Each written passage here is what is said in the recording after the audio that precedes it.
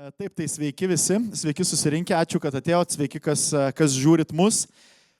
Čia mes pakalbėsim apie tai, ką muzika duoda kūriniui, tiksliau vaizdo kūriniui, šiuo atveju kalbėsim apie animacinį kūrinį, kaip kuriama muzika, vaikų būtent animacija ir taip toliau. Ir aš labai noriu pristatyti savo šios dienos pašnekovus. Man iš kairės iš karto yra Agnė Adomėnė, Artshot Production Company įkūrėja ir prodiuserė. Užveskit, jūs galite užvedinėti. Ja, labai gerai, labai gerai. Toliau kompozitorius Andrius Kauklys. Sveiki. Ir režisierius Ignas Meilūnas. Sveiki, Ignai. Ignas, galiu išduoti, pamatęs užkulisiuose Minecrafto Edition Doritos, buvo labai nudžiugęs ir nustebęs ir dabar jisai galvoja, kad kuo greičiau baigtume ir galėtų imti tuos traškučius ir vežti vaikam namo. Tokie mūsų užkulisiai, bet pradžiai, kad suprastume maždaug apie ką mes čia kalbamės, aš paprašysiu, kad pažiūrėtume kontekstui bendram trailerį projekto, apie kurį kalbėsim, tai šiek tiek gal pasitraukėme nuo to ekrano ir jūs kviečiu pažiūrėti šitą trailerį. Žvėrynas – visiškai įprastas miestas. Tačiau čia verda visiškai neįprastas gyvenimas. Atiduodat mano cukrų. Atiduodat mano sviestą. O ką jūs čia veikia? O, prasideda. Juk čia gyvena 3 patrakę geriausi draugai, visus iššūkius paverčiantis nuotykiais. O, geras, turiu kuo greičiau pranešti draugams. Sakome labas Benui, Frida, Fredžiui Aš esu Frida, mokyklos tarybos prezidentė. ir Fridai.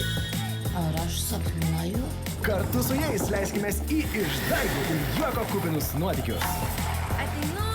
Praverkime pieno baro duris. Cinamonas. Akimis ragaukime gardžias bandeles. Bandelė visada yra puikia mintis. Kartu įstokime į kiečiausią paspirtuko klubą ir nesusipažinkime su superherojumi Turbo Lokiu.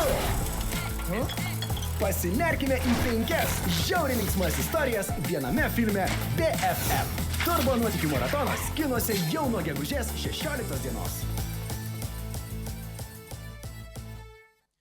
Taip, tai toks, grįžtame į savo vietas, toks projektas, toks jo traileris ir turbūt dar pačiai įžangai šalia trailerio noriu paklausti Agnės apskritai apie šį projektą, nes aš ten mačiau yra pieno baras ir aš atsimenu pieno barą prieš kurį laiką, buvo toksai, aš neatsimenu, ten buvo ar kelios serijos, ar mažiau, buvo toksai kūrinys, tai kas apskritai yra tas BFF, kada jisai atsirado, kaip vystėsi, plėtojasi ir ką dabar mes čia turim.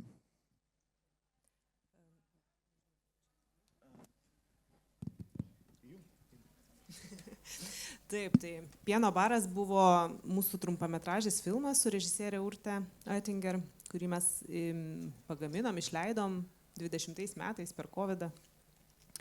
Bet prieš istorija yra dar tolimesnė, ilgesnė, nes šitas konceptas serialo, kuris dabar jau po truputį gimsta, ar ne, mes turim 5 epizodus pagamintus ir išleistus į kino teatrus, prasidėjo prieš 13 metų. Mes tada su Urte tik tai pradėjom, profesinės. Dar prie lito. Dar prie lito, taip, teisingai. Ir čia buvo mano pati pradžia prodiusavimo, kaip aš tuo metu supratau, kad, žodžiu, kas yra animacijos prodiusavimas ir Urtės irgi buvo patys pirmieji žingsniai režisūrai ir mes taip ambicingai nusprendėm, kad mes pradėsim ne nuo kažkokio paprasto mažesnio formato, bet iš karto nuo serialo, nes jeigu pradėti, tai reikia pradėti nuo serialo. Ir aišku, mes ten kažką pradėjom daryti, sugalvojom konceptą, pradėjom judinti dalykus, tada supratom, kad nepadarysim, nes čia yra per didelė ambicija ir per mažai patirties tuo metu buvo. Tai tada kažkaip susipaprastinom, pradėjom daryti viską mažais žingsneliais, iš pradžių padarėm trumpametražį 10 minučių šortą Pieno baras, ar ne, ir tai mums užtruko 8 metus tą šortą padaryti. Tai prasme, išvystyti, normaliai finansuoti, pagaminti. Tai 8 metai šortui buvo skirta. Mes paskui pasidarėm tą šortą, supratom, kad serialą vis dar norim daryti, bet gal čia kažką reikia keisti, gal kažkas ne visai veikia. Tai žodžiu, buvo labai irgi gera tokia proga pasidarius tą trumpą filmą, truputį atsitraukti, pasižiūrėti taip, kiek galima objektyviai, labai sunku pačiam žiūrėti objektyviai į tai, ką tu pats padarai, tai mes ten, žodžiu, ir siuntėm, ir konsultavomės tiek Lietuvoje, tiek užsienį su įvairiais specialistais ir industrijos žmonėmis, susirinkom, žodžiu, visą tą feedbacką, ką galėjom ir tada pradėjom jau taip ir su tuo visų profesiniu bagažu, ar ne, kas buvo per tuos 8 metus surinkta ir su, nežinau, su kažkokiom klaidom, įžvalgom, visais dalykais, taip atsisėdom dar kartą, pergalvojom konceptą, susidėliojom naujus, nežinau, prioritetus, naujus tikslus ir apskritai, na, tokį susidėjom naują konceptą ir pradėjom judinti serialą. Tai ir palyginus tai, per kiek laiko mums gimė tas šortas, tai serialas gimė pakankamai greitai, nes 20 prasidėjo vystymas, 25 jau turim pirmą premjerą. Taip, aš lygiai prieš metus, lygiai šitoj pačioj salėje kalbinau, buvo prodiuserė Klementina Remeikaitė ir režisierius Jonas Trukanas ir kalbėjomės kaip tik apie trumpametražius ir jie sakė, kad tie trumpametražiai yra realiai tiek prodiuseriam, tiek režisieriam pasibandymas, ar jie gali, ar jie nori daryti tokius ilgesnius filmus, tai čia irgi toks buvo panašus labai dalykas į temą, bet mes šiandieną čia susirinkom pakalbėti apie muziką. Muziką šitam animaciniam filmui ir animacijai apskritai, tai aš gal Agne, taip trumpai dar jūsų užklausiu, šiaip kaip atsirado šitame seriale muzika? Ar jinai buvo jau sukūrus visą, sumontavus, uždėta ant viršaus, ar jinai kažkaip buvo kuriama paraleliai? Kaip visas tas procesas atrodė? Matyt, kad čia irgi yra keli etapai, nes jeigu kalbėsim apie muziką, mūsų intro muziką, tą tokią dainą, serialo dainą, pagrindinę temą, kurią mums sukūrė Tomas Narkevičius ir tekstą, ir muziką. Tai šitas dalykas atsirado pakankamai anksti, dar net prieš serialo pre-production. Preprodukcija. Atsiprašau. Parengiamuosiuose darbuose, taip, preprodukcijai. Ir taip, tai mes žinojom, kad norim sukurti dainą, kuri būtų ir serialo, žodžiu, ta teminė daina, bet tuo pačiu kaip ir toksai savarankiškas kūrinys, kuris ir neštų žinutę apie būsimą serialą, bet tuo pačiu, kad tai būtų tiesiog kokybiškas muzikinis kūrinys, kuris, nežinau, būtų tiesiog malonu klausyti. Dabar jau šiek tiek noriu pereiti ir prie Andriaus. Andrius, kas nežinote, tai yra... Veikia. Ne tik kompozitorius filmams ir animacijai ir visam kitam. Taip pat grupės Happy Endless, vienas iš įkūrėjų, kai kurių tikrai, sakyčiau, čia asmeniškai sakysiu, mano jaunystės ikoninių kūrinių vienas iš autorių, Power Forever ir visi kiti. Tai kuo apskritai, kuo skiriasi tas muzikos rašymas, tarkim, animaciniam serialui nuo dainos rašymo, nuo savo kažkokio kūrybinio darbo, išreiškiant visiškai savo idėjas. Tai dėl to ir yra, man atrodo, angliškas labai puikus terminas music for the picture. Nes dainą rašai, kad iš principo žmogus sėdėtų, linguotų, džiaugtųsi, šoktų. O kai rašai šitam vaizdui, ta prasme, arba filmui, arba animacijai, čia nieko nesiskiria, yra visai kiti dramaturginiai dėsniai. Ta prasme, dainoj vis laik tu turi pradėti nuo stulpelio ir aišku, priedainio visiems reikia dažniausiai. O čia tai jau reikia dažnai tik tai emocijos ar judesio iliustruoti, papildyti, sukurti atmosferą, nes muzika, man atrodo, tas vienintelis toksai nevizualus žanras, kur net raidžių, jeigu iš natų neskaitai, tai vizualizacijos visai nebelieka ir tai atidaro tuos, man atrodo, laukus fantazijos ir ryšio su personažais, su veiksmu, tą visą įvelka į tokį popieriuką skanų. Turit kažkokių, vis tiek, tai nebuvo pirmas kartas, kai kūrėte muziką tokio pobūdžio kūrinį, turiu omeny, kaip kompozitorius dirbote. Ar kažką kitaip darėte, negu darydavote kitose projektuose, tarkim, vaidybiniuose, ar panašiai. Kuo ta tokia auditorija planuojama, nes vis tiek yra jaunai auditorija, jaunam žmogui, kartais net mažam žmogui kurta, kuo skiriasi darbas, kuriant suaugusių auditorijai ir vaikų auditorijai. Nu, taip pat paminėjai Joną Trukaną, tai man atrodo, aš visus jo trumpametražius dariau.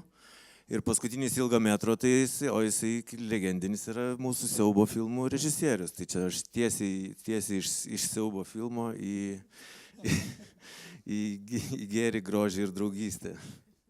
O ten atvirkščiai buvo, visi susipyko. Čia visi susidraugavo. O kaip tas, ką galima daryti, tarkim, siaubo filme ir tikrai jokių būdų negalima muzikoje daryti vaikams projekte? Ta prasme, liūdnų natų gal tiek daug, koncentracija tikrai yra mažesnė. Yra tam mes būna, yra vis tiek, čia šitas labai, BFF visas, apie tokį labai gyvenimiškas, labai toksai apie kaip iš tikrųjų vyksta, mes būna ir nuliūstam, ir nepasiseka, ir tada ir vėl surandam jėgų ir įkvepia kas nors. Tai yra ir tų liūdnų natų, bet tikrai ne tų tokių nerimą keliančių širdį. Ne tų tokių ilgų susintezatoriaus kažkokių Tokių, kur nedarai ilgai, kai būna, kur Shining'e buvo, man atrodo, 15 minučių. Yra tokia viena scena, kur jisai bėgioja, blaškos ir visą laiką styginis, kyla, aš esu kelis kartus net užmygęs ir ta pašokęs galų galė tenai toks. Bet tai skiriasi tai taip stipriai. Taip, Ignai, tikrai nepamiršiu ir jūs, nors žinau, kad apie Doritos galvojat. Jokauju, be abejo, nieko asmeniško. Kaip jums atrodo, koks yra apskritai tas muzikos vaidmuo tiek animaciniuose, tiek filmuose, ar muzika ar papildo, ar tai ar gali, nežinau, kartais net trukdyti? Kodėl apskritai filmuose reikia muzikos? Aš žinau, kad yra tie variantai, kur kartais įdeda kokią nors sceną, galima pasižiūrėti netgi YouTube filmo sceną su muzika ir be muzikos, ir kaip jos skiriasi arba ten skirtinga muzika, kaip gali sukurti skirtingą nuotaiką. Tai kam apskritai reikalinga filmuose muzika? Taip, iškart prie sunkaus klausimo. Čia turbūt vienas iš sunkiausių šitoj Taip, bet aš temai. Suprantu, labai geras klausimas, tai gerai, tai ir šokam. Tai aš kaip režisierius muzikinį takelį turiu kaip įrankį. Ir aš turiu dar labai daug įrankių toj filmų kalboj esančių, kuriuos aš naudoju tą istorijai perteikti. Tai jeigu kalbant apie muziką, tai muzika yra ypatingas įrankis tuo, kad visi vizualūs įrankiai, tarkim, nežinau, aš noriu padaryti, kad jūs jaudintumėtės arba liūdėtumėt kartu su pagrindiniu veikėju. Tai jeigu aš tai perteikčiau vizualiai, aš turėčiau labai ilgą laiko tarpą bildinti, kad jūs susitampati. Taip prasme, aš rodyčiau kažkokį tai veikėją, kuriam yra liūdna ir jums nusišikt ant jo būtų. Aš turėčiau padaryti namų darbus prieš tai, kad jūs įsimylėtumėte tą veikėją filme ir tik tai tada padaryti kažkokią problemą, kur jūs irgi būtumėt susidūrę su ją. Ir tada, kai ta problema atsitinka pagrindiniam veikėjui, tada jūs liūdit tikrai kartu su tuo veikėju. Tai čia yra toksai vizualus, pavyzdžiui, priėjimas. Bet muzika, kaip ir koks didžiausias skirtumas nuo bet kokių vizualiųjų menų, jinai kažkaip bypassina visus šitus tapatinimosi mechanizmus ir eina tiesiai į širdį ir į jausmus. Ir čia yra fenomenalus įrankis. Todėl, kad, nežinau, pavyzdžiui, kaip tikriausiai pažįstat žmonių, kurie gali ateiti į galeriją, žiūrėti 10 minučių, pusvalandį, valandą į paveikslą ir tiesiog apsiverkt. Aš žinau ir man buvo, kai aš pirmą kartą pamačiau, kad tai įmanoma, galvojau, nesąmonė, kaip. Bet tai yra vienetai žmonių. Bet kiek jūs pažįsta žmonių, kurie išgirsta teisingų momentų, teisingą muziką ir nereikia jokių prisirišimų, nereikia būti girdėjus jos anksčiau, tiesiog eina tiesiai į jausmus. Tai va, ką norėjau pasakyti, muzika man kaip režisieriui yra be galo stiprus įrankis, su kuriuo ateina ir labai didelė atsakomybė. Aš negaliu jo per daug naudoti, aš turiu naudoti jį labai subtiliuose vietose nes jeigu naudosiu pastoviai, tai tada kaip ir galiu sugadinti savo produktą, sugadinti istoriją, nes tada jūs irgi atsitrauksite, ai, nu tai tu čia naudoji tą lengvai mus jaudinantį įrankį, žinai. Tai va, yra daug įrankių ir muzika vienas iš jų ir reikia žinot būtent kada jį panaudoti. Ar galiu papildyti? Aš tik tai noriu papildyti, kad Ignas tikrai puikiai šitą įrankį yra įvaldęs. Ir mes turėjom, žodžiu, vienam iš epizodų, kuris dabar yra rodomas kaip tik kino teatre. Pamokos po pamokų yra tokia scena, kur, žodžiu, vienas personažas pamato kitą personažą ir susižavi. Ir, žodžiu, kaip vyksta tas animacijos gamybos procesas. Mes iš pradžių turim scenarių, paskui darome kadruotę, tada kadruotę montuojam į animatiką. Ir būtent tam animatiko etape režisierius siunčia jau visiems pasitvirtinti animatiką, ir aš žiūriu tą animatiką ir aš taip kažkaip, Ignai, bet aš čia nesuprantu, kas čia vyksta. Ignas sako, muzika išspręs. Nugalvoju, labą dieną, muzika, žinai, išspręs, istorija neaiškia, muzika išspręs. Ir jisai tada pasiėmė atgal, tada jis uždėjo kažkokį referencą. Ir iš tikrųjų, muzika išsprendė. Niekas nekeista storyboard'e, tie patys paveikslėliai, tiesiog uždėta vienoje vietoje labai gera muzika, paskui Andrius ją labai dar gražiai pagerino. Jo padarė, nes Ignas iš pradžių tiesiog referencą uždėjo, o Andrius ten tada jau sukūrė tokį, nežinau, kas ten saksofonas turbūt ar ne, tokį labai, žodžiu, ilgesingą kūrinuką, ir ten, bet tas epizodas yra visiškai perliukas, viskas išsisprendė, viskas aišku ir kaip Ignas sako, tiesiai į širdį. Čia kaip būna televizija kartais, kur filmuoja, kažką filmuoja, post-productioną sutvarkysim vis tiek jau čia, montuodami sudėliosim viską kaip reikia. Šiek tiek jau Agnė užsiminė, tai nežinau, kam tiksliai čia yra šitas klausimas, nes jisai liečia turbūt visus jūs tris. Kaip tiksliai atrodė tas bendradarbiavimas, kas sprendė, kaip turi skambėti, kas teikė savo pasiūlymus. Mes šiek tiek kalbėjomės prieš tai, kaip suprantu, Agnei muzika nėra labai artimas dalykas. Ignas dainavo chore, buvo kieta dainuoti chore, tai jam muzika yra artimiau. Andrius profesionalus kompozitorius. Tai kaip atrodė visas procesas, kas galvojo, kas kūrė, kas ieškojo sprendimų, ar kartu, ar po vieną, ar dar kaip? Tai aš tikrai nedalyvavau muzikos sprendimuose, bet manau, kad jo, Igno ir Andriaus duetas puikiai čia susitvarkė. Ta prasme, yra ir kiti režisieriai, ar ne? Tai arba Ignas su Andrium, arba Urtė su Andrium, bet iš esmės Ignas užduoda kaip režisūrinę viziją, ar ne? Ir tada jau kompozitorius išpildo. Jo, bet mes labai gerai, man rodos. Nu tai čia toksai pagarbos vienas kitam tiesiog reikalas. Kartais, žinai, yra režisieriai, kur mikromanagina labai, yra, kur lenda į kompozitoriaus darbą, kartais yra kompozitoriai, kurie, nežinau, pavyzdžiui, kaip sakiau, kaip tas įrankis jis yra galingas, per daug, pavyzdžiui, deda jo ir tada. Tai mūsų, man rodos, projekte labai viskas organiškai, labai buvo jėga, kad mes iš karto pasidarėm tokį muziką, kaip jinai turi skambėti su to Fingalikos gabalu. Šiaip čia teisingas buvo sprendimas, nes norėjom, kad ir stilistiškai ta muzika jinai kalbėtų su tikslinė grupė, ta prasme, kad kažkoks tos kartos, kuriai mes darom filmą, kažkoks herojus būtų sukūręs tą muziką. Ir iš karto nuo to tada Andrius gavo ir čia jam visiškai natūralus stilius matosi ir tada jau per daug nereikia. Aš tai tikrai neturiu sakyti, kartais pasakau, čia va įdedam, bet čia jau tikrai mano tokie išskirtiniai. Va, turėjau, pavyzdžiui, vieną epizodą, aš labai didelis roko muzikos gerbėjas ir tikrai įdėjau specialiai savo, norėjau tokį parašiuką palikti seriale ir įdėjau tokį daug rokavo, dar nedirbomės prie jo, čia gal naujiena bus, bet daug rokavos muzikos įdėjau.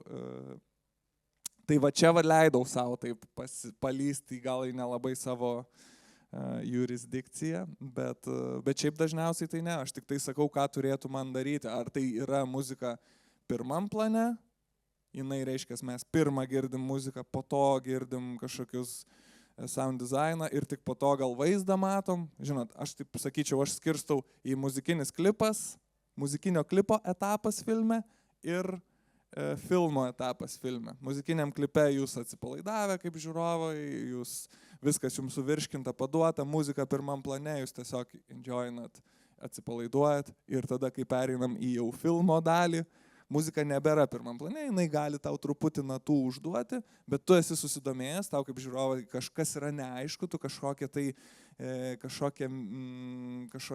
nežinau, veikėjus seki, tu esi susidomėjęs. Tu negali visą filmą būti susidomėjęs, nes tu pavargsi ir pamesi istoriją. Bet taip pat negali būti visą filmą būti atsipalaidavęs ir žiūrėti muzikinį klipą, nes tau irgi bus neįdomu. Tai vat tarp šitų laviruoji. Ir tai mano užduotis tiesiog pasakyti, ar pirmam plane, ar paskutiniam plane, ir ar čia man reikia energijos, ar čia man turi būti liūdna, ar čia susidomėję, o tada jau Andrius does his magic. Tai apie tos klipinius tai galiu papildyti dar. Yra būna tokie 3 taškai, iš ko mes žiūrim, point of view, dėl ko yra groja muzika. Tai yra vienas tas klipinis, tai mes būnam tiesiog iliustruojam tai dažniausiai veiksmą, kas nors dažniausiai bėga, važiuoja šitą tuo momentu. Arba tada yra muzika, kuri groja lyrinio herojaus širdyje arba galvoje, rodo jo nuotaiką. Arba dar yra muzika, kuri sufleruoja žiūrovui, kaip čia jisai turi suprasti šitą situaciją. Tai dabar mes liūdim, nes voverytė nusidažė uodegą ne taip. Nes jis nusidažė uodegą, ką žinau, man tai spalvos kaip spalvos, man atrodo viskas ten okei. Bet jei širdį liūdna, tai turi dėti liūdną muziką, kad paaiškinti, kame čia Maždaug pasufleruoti žiūrovui, kaip jis turi jaustis tuo metu, pamanipuliuoti jo. Nes iš principo garsas veda per kūrinį, tu ir tos visus taškus pasižiūri ir šiaip, kine tiek apie garsus šnekant, apie foliją, apie visus barškėjimus, tai mes negalim kaip hiperrealiam dokumentiniam filme, kai išeini į mišką, tai tiek visi dainuoja, čirška ir dar jeigu 3 eitumėm per šakas, tai iš viso ten kosmosas būtų white noises toksai. Tai mes einam, tai būna, jeigu 3 žmonės eina, tai dažniausiai tik vieno garsą ir girdime, kad jis treška pagrindinio, kaip jis treška. Niekam neįdomu, kaip ten dar operatorius dar treška paskui, arba mažiukas šuniukas, kuris niekam neįdomus. Vienu žodžiu, tokiu taškų, iš kur pažiūrėti į tą muziką yra, tik reikia sugalvoti.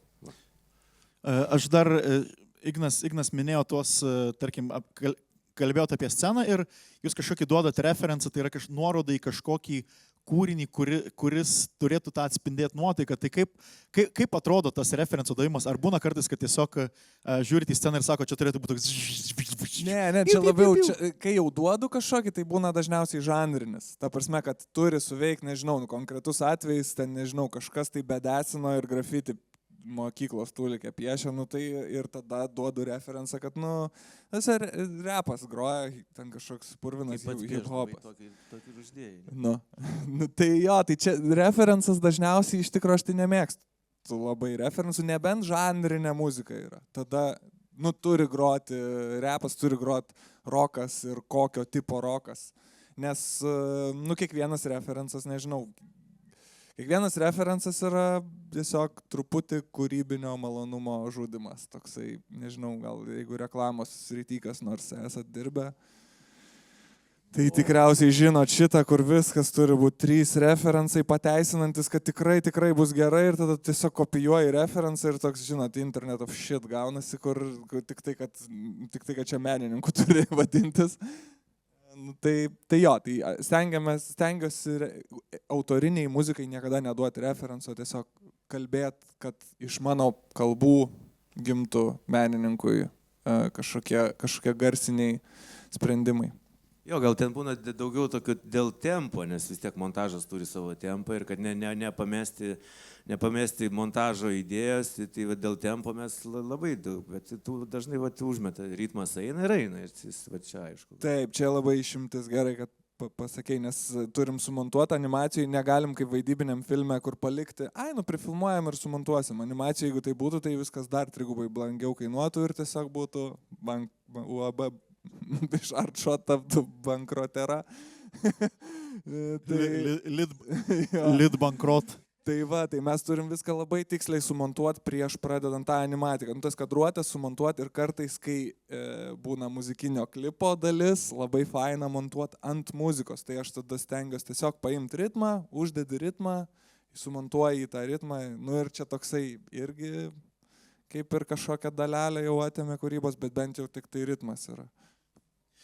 Aš dar noriu labai paklausti, kadangi vis tiek, žinau, filmai, animaciniai filmai turbūt irgi jie turi tokias kaip ir testinės peržiūras, žiūrit, tikrinat, ar patinka, ar čia gal visai vaikam neįdomu, ar ten kažkas. Kiek yra dėmesio kreipiama tokiuose dalykuose į muziką? Nežinau, būna ten po to klausimynas, kai klausi 10-mečio, kuris žiūrėjo, kaip tau, o muzika, ar patiko, ar adekvačiai skambėjo, ar kaip. Yra kažkiek kreipiama dėmesio, tai yra tikrinama kažkaip su vaikais šituo atveju? Tiesą pasakius, muzikos mes netikrinom, tikrinom dizainą. Tai vat darėm tokius, žodžiu, tokias fokus grupės su vaikais, skirtingo amžiaus, dar, žodžiu, irgi preprodukcijos etape. Tai tiesiog jo, nes ir dar paskui koregavom dizainą pagal tai, kokios buvo reakcijos muzikos atskirai netikrinau. Aš tikrinu, žinok, aš tikrinu namie ant savo vaikų, vis rodau animatikus ir žiūriu tada, nu tai kaip ir sakiau, mes netikrinam pačios muzikos, bet aš tikrinu vietą, ar jie tenai yra ten, ar toj filmo vietoje jie yra ten, kur aš noriu, kad jie būtų. Jeigu yra duobė, ar jie yra kažkokie įsitempę, jeigu yra atsipalaidavimo vieta, kur, ar, nežinau, tai uždedi muziką ir žiūri, ar jie trepsi, ar jie linguoja, ar jie ten švilpauja. Ir jeigu jau turi trepsėt, bet sėdi taip, reiškia per ilga dalis. Nu, jeigu ant savo vaikų tinka, irgi kaip patikrinimą. Tinka. Tikrinam irgi. Jo, aš kartais surenku darželio ten draugų grupę ir, ta prasme, jeigu koks gimtadienis vyksta, hebra, turiu naują animatiką. Tikrai darau taip ir čia yra, tiesiog sėdžiu tada už kompo ir žiūriu juos visus, kaip veikia. Tokia labai tikslinė auditorija šitiem visiems dalykam. Taip, filmas turi ir savo kūrinys, norėjau sakyti singlą, kaip albumai turi singlus, bet ir filmas turi singlą, kurį parašė Tomas Narkevičius, Free Finga, Ignas jį dar referino kaip į Sena karta.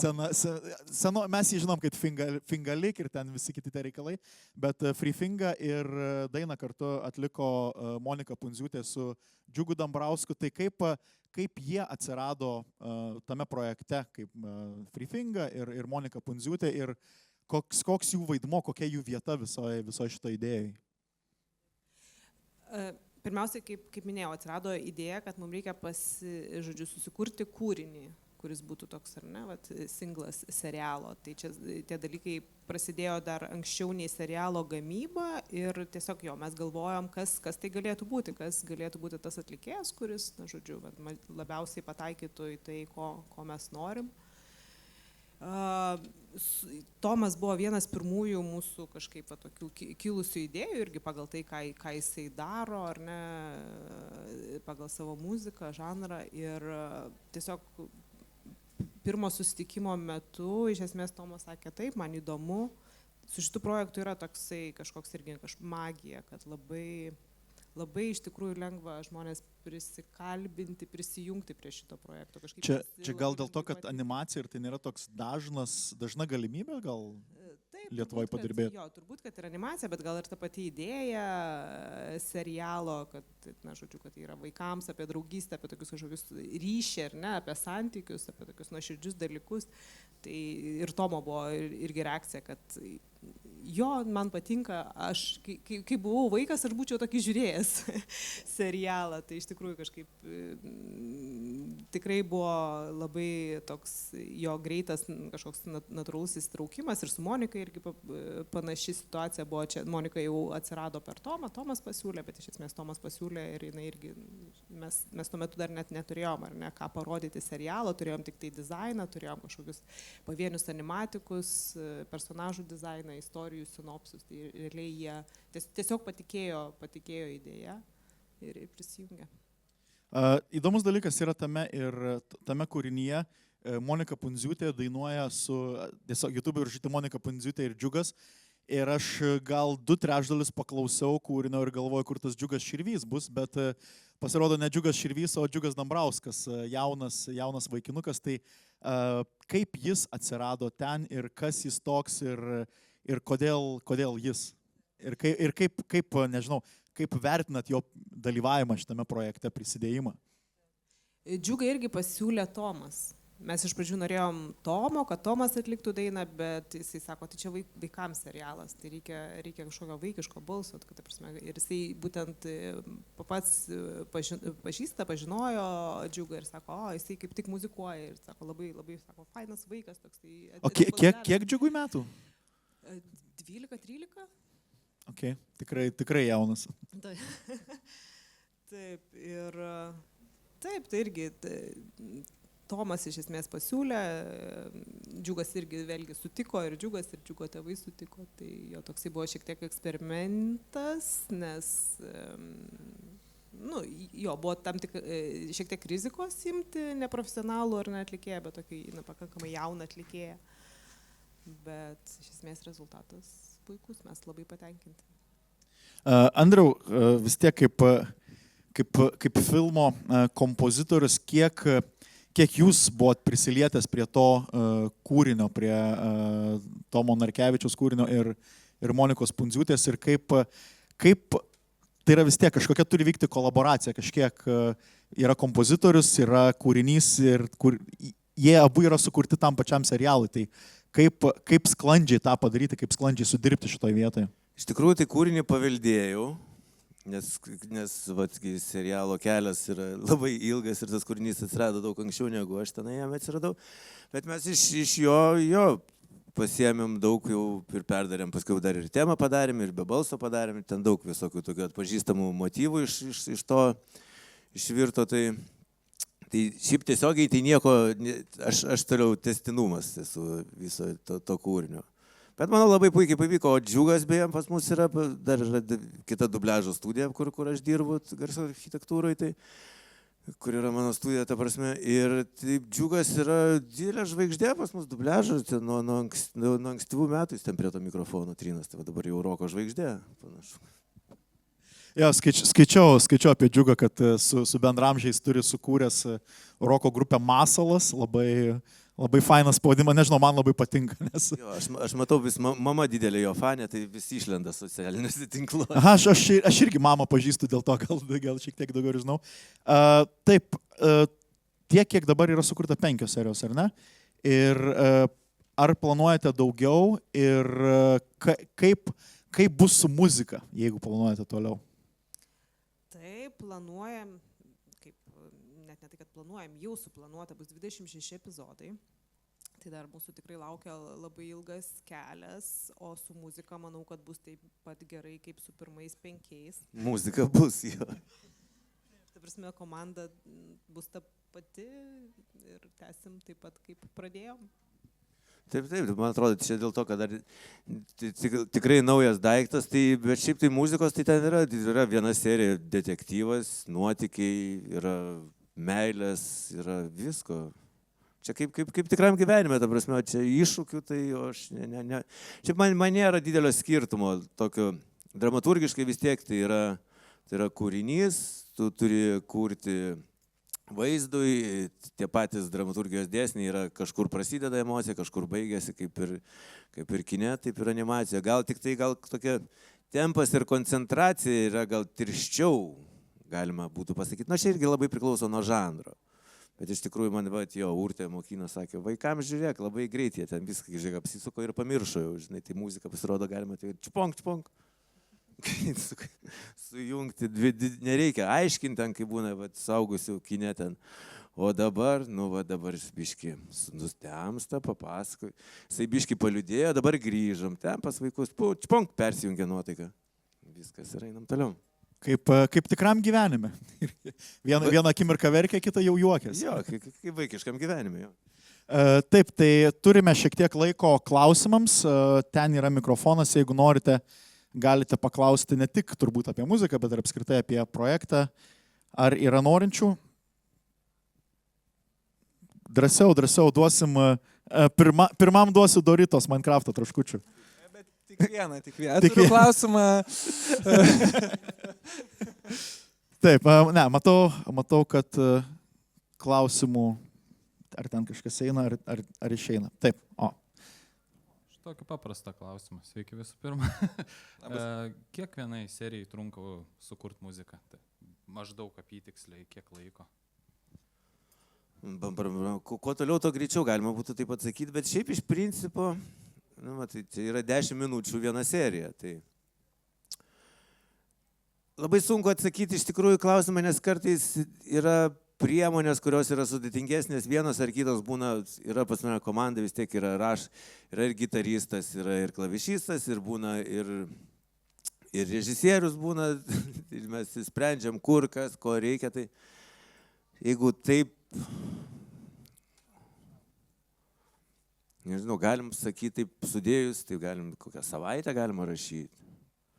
Bet taip, jeigu sukliuoja į laiką, nes būna, yra toks, čia labai sudėtinga klausima, nes būna, dedi muziką ant vaizdo ir žiūri, tai tas žiūrėjimas yra prie kūrybos ar ne, nes kinas yra visą laiką, tu žiūri ir jeigu tikrai 10 kartą vis tiek atrodo, kad viskas yra gerai, tai iš tikrųjų taip ir būna gerai. O jeigu per tą žiūrėjimą prižiūri, kas yra negerai. Tai va, čia labai toksai, turbūt, žanras šiaip yra kantriems žmonėms. Ar atsakiau klausimą, nežinau. Taip, ačiū. Paskui prieikit, aš įteiksiu. Taip, ar dar turime klausimų? Jau šį kartą be traškučių, tiesiog įdomumo dėliai. Ne, klausimų nematau. Aš turiu dar vieną klausimą. Jau išvydo pirmos 5 serijos šviesą. Kažkaip keistai skamba, nežinau, kažkokio žodžio dar, man atrodo, trūksta. Kino teatro dienos šviesą. Kino teatrų apšvietimą, kino teatrų tamsą.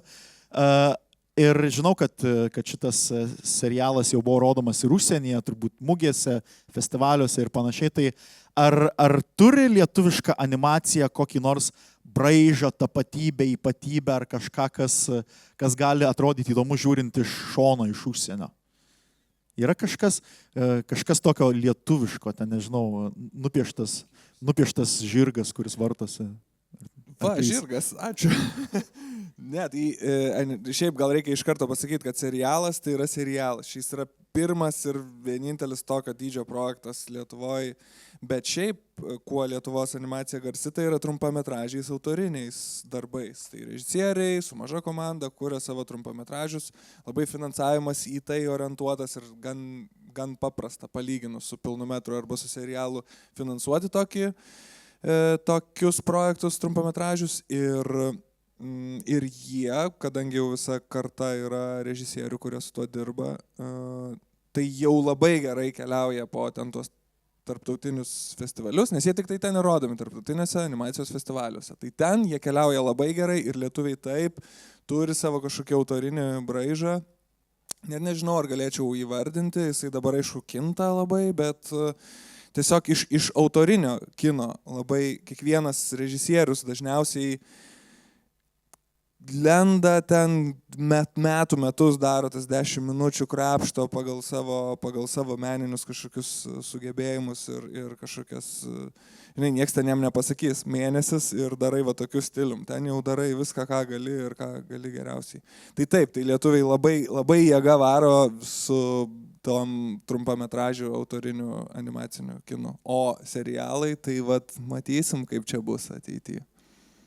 Aš gal papildysiu tik tai, kad iš tikrųjų čia pirmas, ne pirmas buvo, ar ne, Kakė Makė buvo, Babaužiukai, bet visi jie pirmi. Ta prasme, mūsų animacija yra tokiam, nežinau, pradinės klasės, pradinės mokyklos etape dar, ta prasme, kokybės prasme, tai ne, jau universitetas, bet apimties prasme to, kiek mes tų projektų padarom per metus, kokio jie dydžio, ar ne, bet kaip ir Ignas sako, daugiausiai trumpametražiai ir tie trumpametražiai yra tikrai nuostabus. Ir jeigu išskirti kažkokį, ar ne, išskirtinumą, tai aš sakyčiau, kad estetika, būtent vizualinė estetika tikrai labai stipri, nes, nežinau, jeigu lyginti su kokiais nors slavų šalių animacija, mes turim visiškai kitą estetiką, jinai tokia šiaurietiška, jinai, nežinau, turi kažkokio minimalizmo ir tokio švaros, lengvumo, tikrai labai turim stiprų dizainą animacijoj. O dabar grįžtant prie, ar ne, prie tos mūsų bendrai situacijos. Nu, tai vis dar žmonės klausia, kai aš pasakau, kad aš esu animacijos prodiuserė, manęs visą laiką klausia, o Lietuvoje yra animacija? Tai mūsų auditorija yra tiek, nu, žodžiu, dar, kaip pasakyti, atpratus per tuos metus, kad animacijos mes turim labai mažai, ypatingai plačiai auditorijai skirtos animacijos. Ir jeigu lietuviškas kinas jau išlipo iš to tokio, kaip lietuviškas taip geras, tai animacijai dar reikės išlipti iš šito, matyt, kad stereotipo. Jisai gal, žinot, yra, kaip ir sakiau, daugiausiai yra geros animacijos, yra jinai trumpametražė ir trumpametražiai filmai gal ir, žinot, ta prasme, jau nieks ant lėkštutės jums neatneš, ta prasme, jų nerodys per teliką, jų nerodys YouTube, juos turi susirasti pats, tai gal va dėl to čia ir Agnė gerai sako, ir man aš irgi, ta prasme, labai daug kas tiesiog sako, wow, tai tu išgyveni iš tos animacijos, iš vis daro, bet dėl to, kad žmonės nelabai domisi trumpametražių lietuviškų kinų reikia domėtis, reikia eiti į kino pavasarį, reikia eiti į Skanoramą, kur yra tik tai lietuvių šortų programos, yra Blonas tik tai animacijai ir gėjimams skirtas Klaipėdoj, nuostabus festivalis, ta prasme, važiuokit uždaryt, būna dažniausiai paskutinis šiltas savaitgalis rudens. Jo, mes dar pirmą šiltą nelabai turėjom šiemet, tai mes pirmą šiltą savaitgalį nelabai turėjom šiemet. Nu tai va, tai jeigu domėsitės, tai tikrai šito klausimo, tai ką Lietuvoje ta animacija yra, tikrai jo nebebus. Tai tiesiog reikia nustoti tingėti, eikit žiūrėti lietuvišką animaciją. Taip, tai turbūt viskas labai paskutinis, kaip reklamai yra call to action pabaigoje, eikit žiūrėti lietuvišką animaciją. Ir labai noriu, kad padėkotumėt plojimais šiandien mano pašnekovams, tai Agnė Adomėnė, Andrius Kauklys ir Ignas Meilūnas. Tai ačiū jum ir susitinkame čia 15 val. Pakalbėsime apie kostiumo dizainą, matau, kad žmonių į temą bent jau publikoje tikrai yra. Tai 15 minučių pertraukėlė ir pasimatom vėl čia. Ačiū.